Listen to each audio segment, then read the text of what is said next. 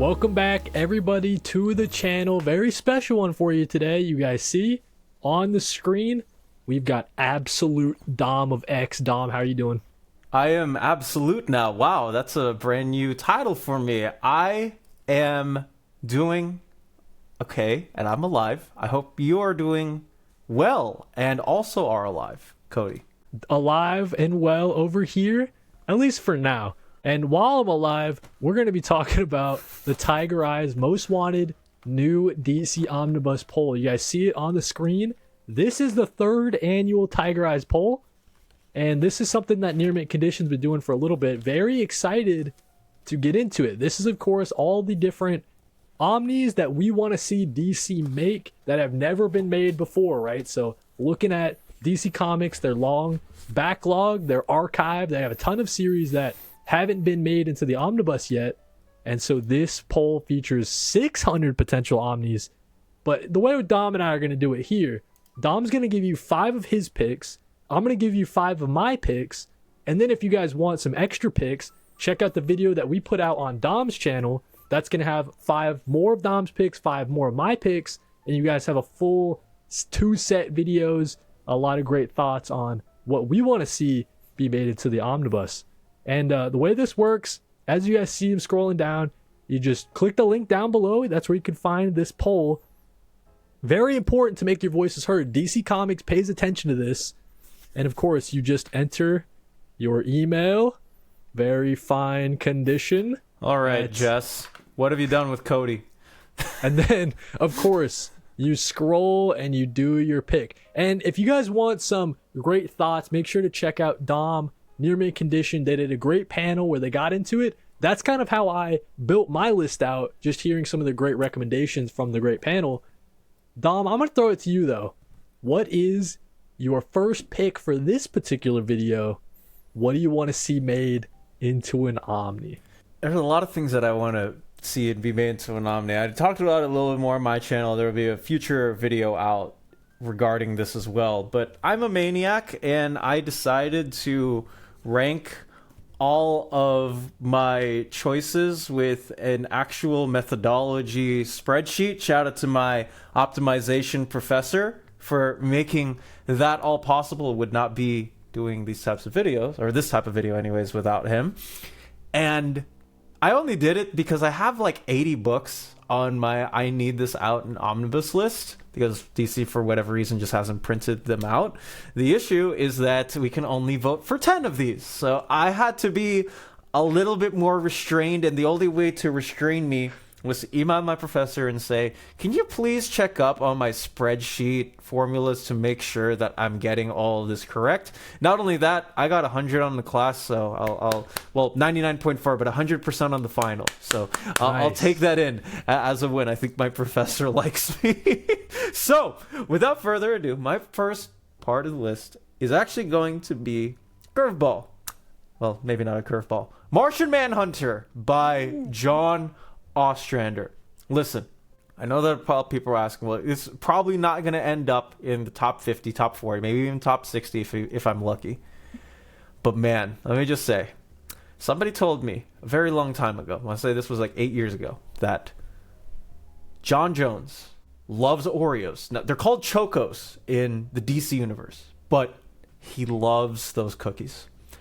And when Booster Gold and Blue Beetle decide to do something about it, John Jones says, you literally cannot take the one thing. He's one of the most peaceful peaceful beings in the DC universe. John Jones is, in my opinion, like my favorite Justice Leaguer, elder statesman, everything of that sort.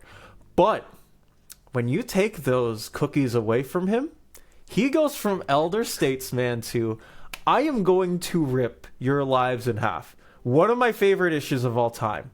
And for that specifically, it's going somewhere in my top 10. I will also note out, these are not our actual top 10s. These are just 5 of our top 10s. It was so for you guys to decide or figure out, oh, where do they put this on their top 10?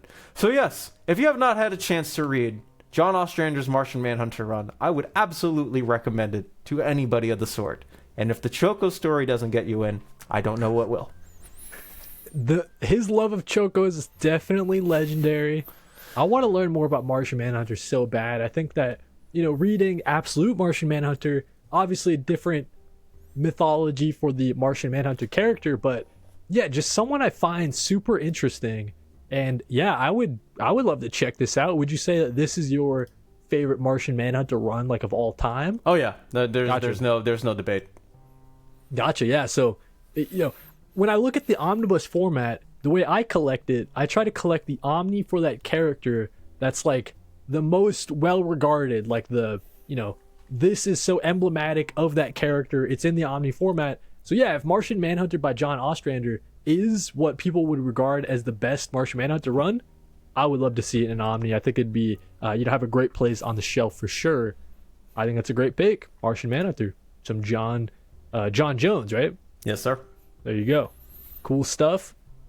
Let's go to mine. My first pick for this video, scrolling through, right? I wanted to do something in the Bat family sort of vibe.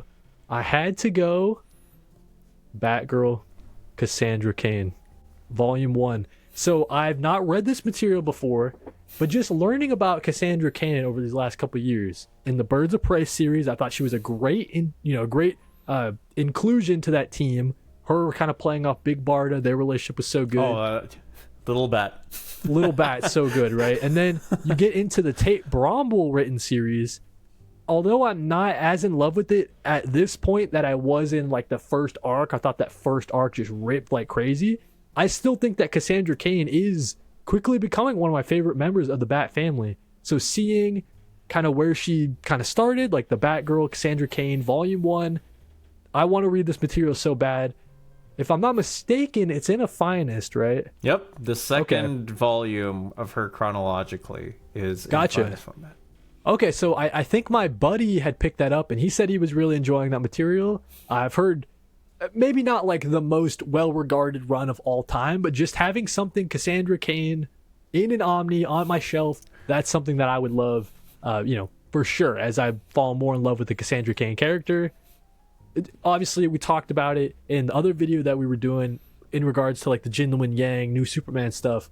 Yeah, just that Asian representation too is another big part of it for me. So yeah, Cassandra Cain, Batgirl, I would love to pick this up in an Omni. How coincidental, Cody, because it's also in my top 10.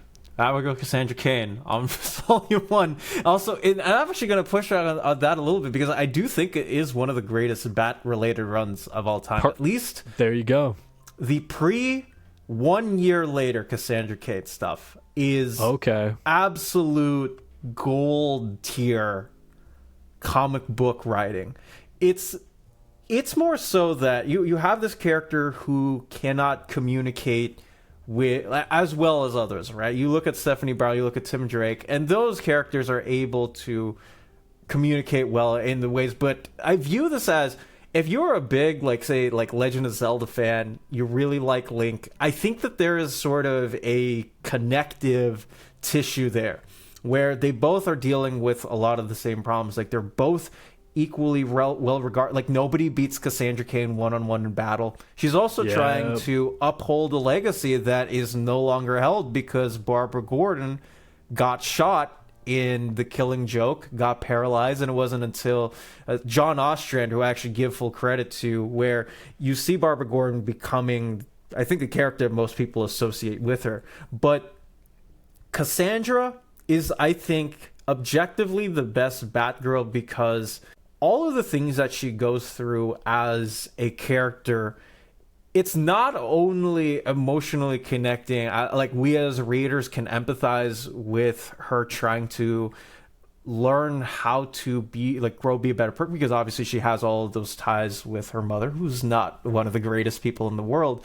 But this run also has a lot of stories that deal with personal issues that we also go through on a day-to-day basis. There's a fantastic issue where she's talking with Barbara just about like the outlooks of like just how they look at life differently.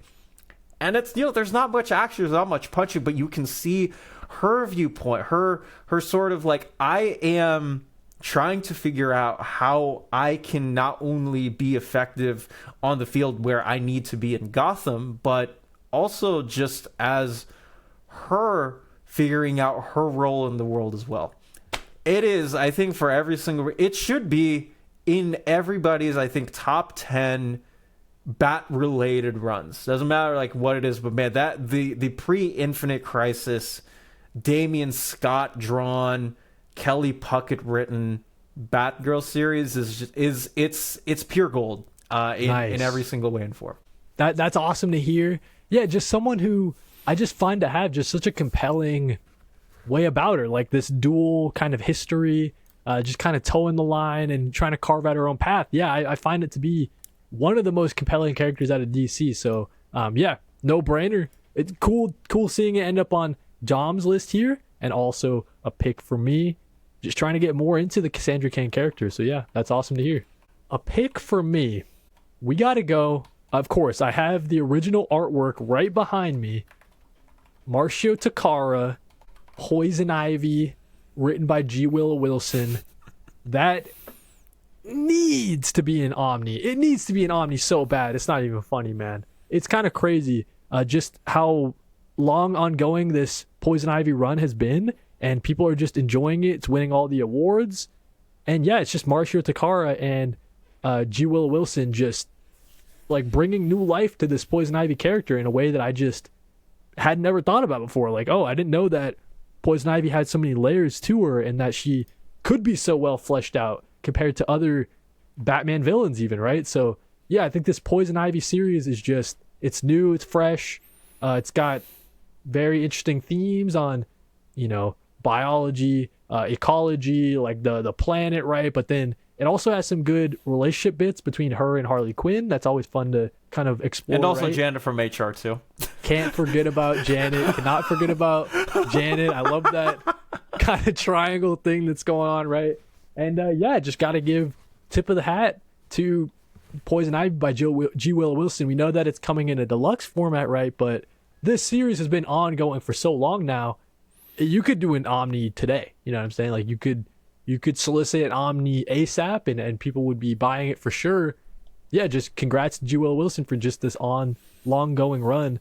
At one point, man, crazy to think about, this was solicited for like 6 issues and then it gets bumped to 12. Yeah. It was a 6-issue series. And then it's, you know, broke through the 12 and it just kept selling well and people are speaking with their wallets. They love Poison Ivy by G. Willow Wilson and I do too.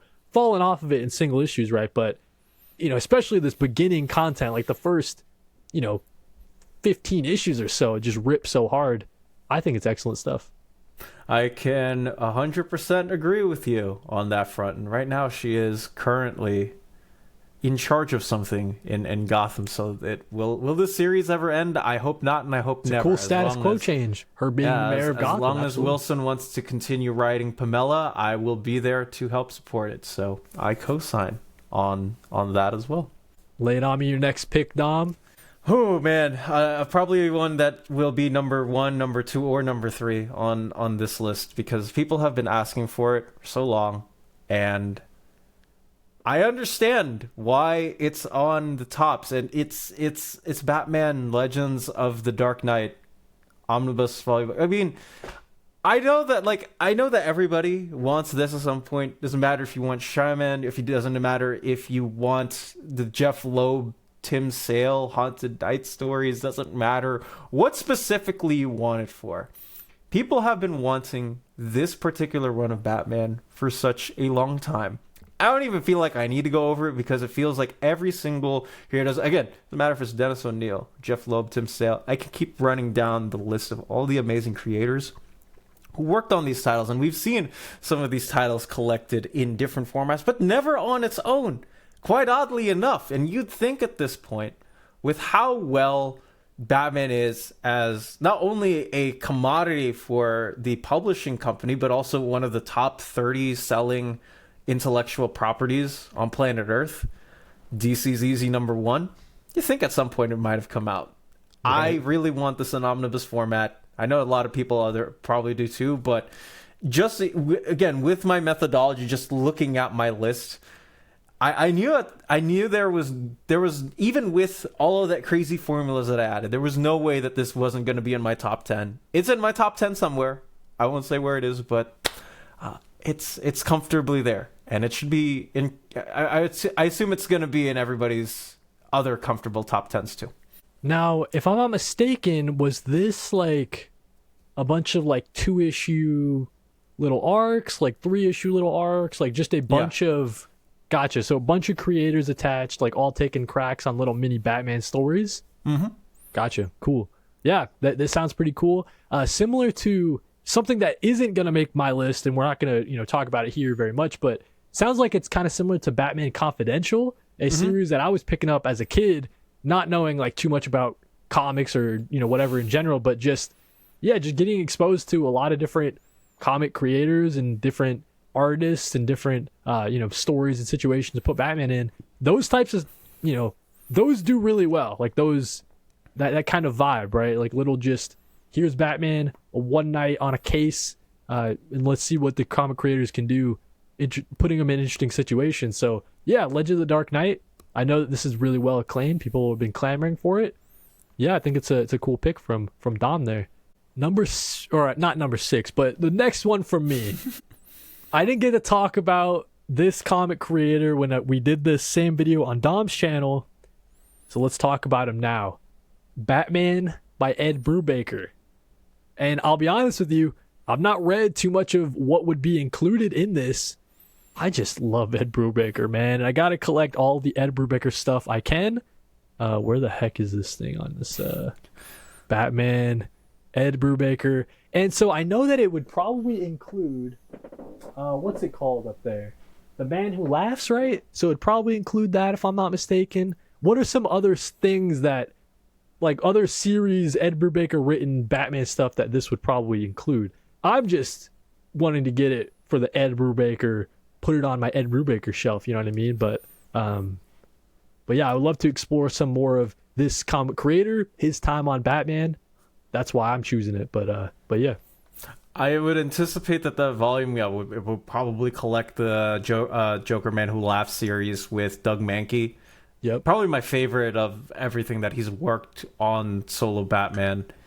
And this is, you're looking at very early Ed Brubaker. This is like sort of before he became the writer that most people associate him with. Right. A lot of raw stories, man. I won't lie. When I look at, you read Criminal, right? You're just like, oh my gosh. I'm in every single page of the story. He's still trying to, I think, find his feet. And not that the stories are terrible, but more so that, like, oh, this is how he was working in the early 2000s. I'd also assume that it would include at least some bits of Murderer Fugitive. Right. Because I also worked on that, again, like a lot of Scott McDaniel art, because the people, I guess, demanded it back in the 2000s. And your like as Batman collectors, and as me who has a lot of Batman already on their shelf, yeah, this would, if this were to come out, this would easily be in the realm of my, this is going to be on my shelf. I think the issue would just be, man, this is a lot of early 2000s work, and I think that's really the only thing for me that when I put it into my spreadsheet, I was like, how high is this going to end up or not end up? Gotcha. So not like all-timer Batman stuff, but more to flesh out my Ed Brubaker shelf and just kind of explore his time on the Batman character. So yeah, okay, I gotcha. Why don't you lay your next pick on me, Dom? Indeed. If Cody is like, man, I got to get Ed Brubaker writing Penguin, I think just for me, because I am a maniac with all of this. I don't even know how this managed to end up slipping into my top, and I'll probably have to look at my methodology. Infinity Inc. by Roy Thomas is going to end up on the top of the list. And I looked back. In fact, if I even can actually look, All-Star Squadron and Infinity Inc. are in around the same sort of like tier and territory of where the final score ended up. Like, they're not too far apart. For those who might be wondering, what the heck is Infinity Inc.? What are they talking about? Infinity Inc. I actually want to display it on two levels because I think I can get to Cody in with my vote on this. Infinity Inc. is the series that I think Jeff Lemire pulls the most from. When you think about what his run on JSA looks like, a lot of the inspiration I don't think comes from those all-star comics back in the 1940s when everybody was doing different missions or anything else of the sort. This is a completely new, different generation of the Justice Society of America. They're the kids, if you want to call them. You had Power Girl, Star Spangled Kid. You also had Jade. Yes, that Jade. You also had Helena Wayne Huntress on the team. This is the Earth 2 Justice Society of America team, all done in by Roy Thomas. You even had Jerry Ordway on some of those issues. I think Dan Thomas even wrote some of these issues as well. And again, the only way that I read some of them, because some of them weren't available, I'll just say on DC Universe Infinite back in the day, or DC Universe back in the day, I was able to read some of these issues after I read through the Jeff Johns JSA run in the late 90s, early 2000s. And this is, again, just an expansion of, if you want to see how DC treated those core characters of JSA members on a completely different Earth, younger than their counterparts on the All-Star Squadron, the actual World War II heroes, this is the book that you will want to check out. And again, I think the inspiration for Lemire is also there. You can see clearly, like, oh, that's why he's using those particular characters. Gotcha. Okay, so I love hearing about that thread and kind of where it starts. That's pretty cool. Infinity Inc. is not something that I've heard pretty much anybody talk about, so I found that to be an interesting pick when you sent me over your list. Just based on the way you talk about it, is something that I would want to check out. I haven't explored too much of the JSA kind of realm of DC. It really was that Jeff Johns series when he tried to come back, and that was that series that had so many different delays or whatever, and that was probably not the first JSA run to ever read ever. And then, like you're saying, the Jeff Lemire stuff, I read the first 12 issues of that, found it maybe a little slow for my liking in terms of a single issue series. But I could tell that, as I was reading that, if someone was into JSA, they were probably all over that Jeff Lemire stuff, right? And so it makes sense to hear that it kind of pulls its inspiration from this older, more classic sort of run from Roy Thomas. That's pretty interesting stuff. My next pick, something I haven't read, but Dom was speaking so highly about it in the panel. He convinced me. And it's something that, I guess how I would describe it, right? I want more comic books in the sort of spy, espionage kind of flavor and vibe. So when Dom was speaking about Checkmate by Greg Rucka, I was like, oh, dude, this sounds right up my vibe. Trying to read more Greg Rucka stuff. He's actually the GOAT. Like, the more I read Greg Rucka's stuff, he's just goated on top of goated. Like, so many different classic runs coming from this guy. So him kind of taking the Checkmate team that I don't know too much about, but doing a little bit of research, hearing you talk about it. Yeah, I want that spy vibe. We don't get it too much in the comic book space. There was that series, We're Taking Everyone Down With Us, out of Image Comics, kind of like the Matthew Rosenberg spy stuff, a little bit more humorous in nature. But yeah, I think Greg Rucka bringing me like spy espionage to the max, a really cool corner of the DC universe. People speak so highly about this, you included. So yeah, Checkmate by Greg Rucka, that's on my list for sure. I hate you because this is also on my list.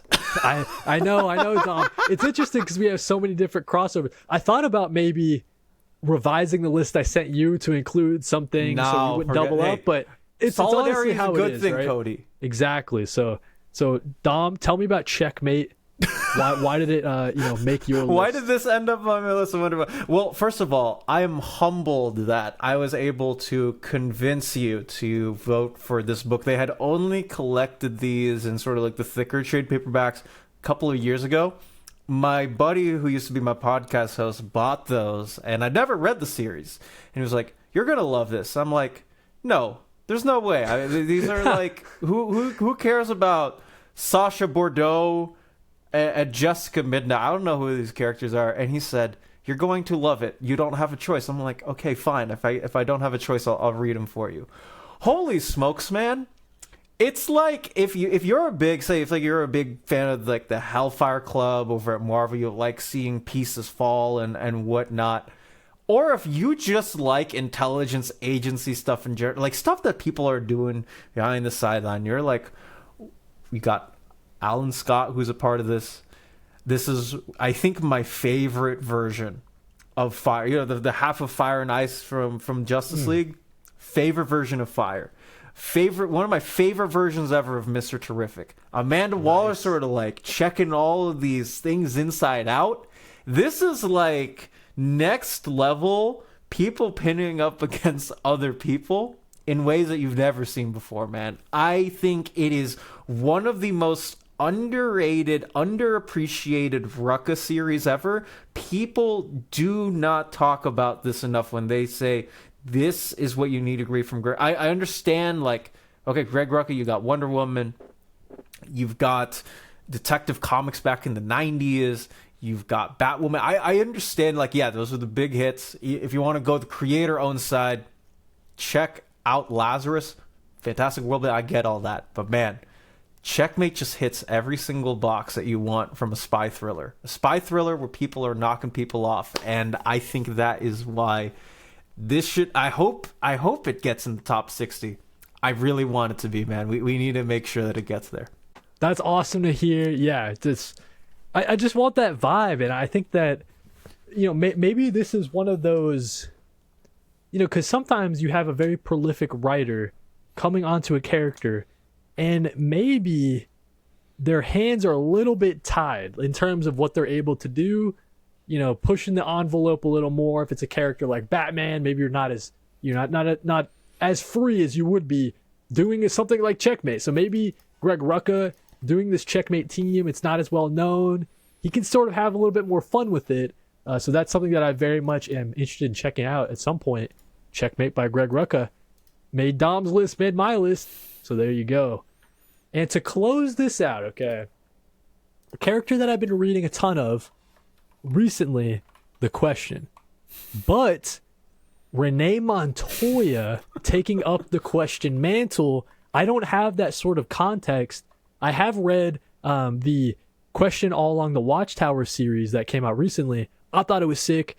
So I know about Renee Montoya from her time in Gotham Central, bringing up Greg Rucka again, of course. So yeah, Renee Montoya is a character that I really love. The Question is a character I really love. And I've seen Renee Montoya as the Question in select few instances, but I would love just like a complete, here it is, she takes over the mantle, here are some adventures that she goes on, Renee Montoya as the Question. That sounds so appealing to me. I just think that's awesome. You know, hanging out with Todd a little bit. I guess she lives in like a lighthouse at some point or something like that, right? Yep. I just think that it's stuff that I am kind of yearning for. I didn't know I was yearning for it, I guess, right? Like just more times Renee Montoya as the Question. Put that in an Omni, I would buy that immediately. So that would be one of my picks for sure. Okay, so what I'm hearing, abridged version of 52. You want Final Crisis Revelations. It doesn't have to do anything with Final Crisis. You just want to throw that in there because it feels like Greg Rucka had a billion stories to write in the character. I think you throw in Batwoman Elegy. I think there was like a series called The 5 Lessons of Blood. It's like a random Greg Rucka book that was published, I want to say like late 2000s. I don't remember the exact year. You want all of that in Omni format. So you don't have to worry about, hey, we got World War III, we got Lobo and Starfire hanging out in space in 52. You're not worried about that. You want Renee Montoya in from everything after Infinite Crisis. And that would be a nice character collection. Marvel, nice. Marvel does it for Jean Grey and the Phoenix. Right. Although, why can't we get it for other characters, for DC? Yeah, I just think, it's some of the LGBTQ plus character, right? Like just has such a, I don't know, she's just the character that I want to know the more about right now. If you were to like put, gun to my head, I guess, like who do you want to know more about from DC Universe? I would say Renee Montoya. I just want to know everything about her. One of the newer characters in the DC Universe, right? But one that is very popular. So yeah, I think that just seeing her time as the Question condensed, just like Dom said, that would be a dream for me, man. So there we go. That was our 5 picks from Dom, 5 picks from me on the DC Most Wanted Omnibus poll. Make sure you guys vote, make your voices heard. You can check the link down below. And Dom, I guess throw it to you. Any final thoughts? Where can people find you? You can find me at DomVex, where, yeah, we did the other half of the top 10 list. Although, again, this is all unnumbered, so where we actually voted for it in our top 10, you will have to figure that out. Perhaps elsewhere. We're keeping it on. We don't want to influence you guys too much, you know what I'm saying? So there you go. Right. Again, it was just like, you know what?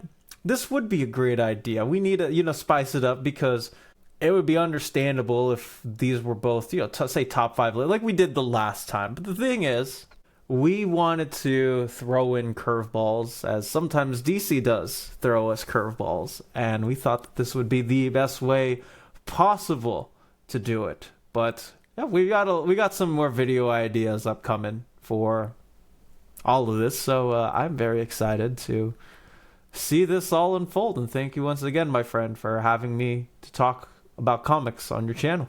Of course, Dom, always love having you. Like Dom said, we have a lot of different collaborations upcoming. Solicitation Station, of course. The DC Slits got pushed back a week, guys, but we'll be bringing you Solicitation Station next week. And then, as we're looking forward into June, some of the collected edition comic books that we're looking to put on our wish list, that video will also be coming out soon from Dom and I.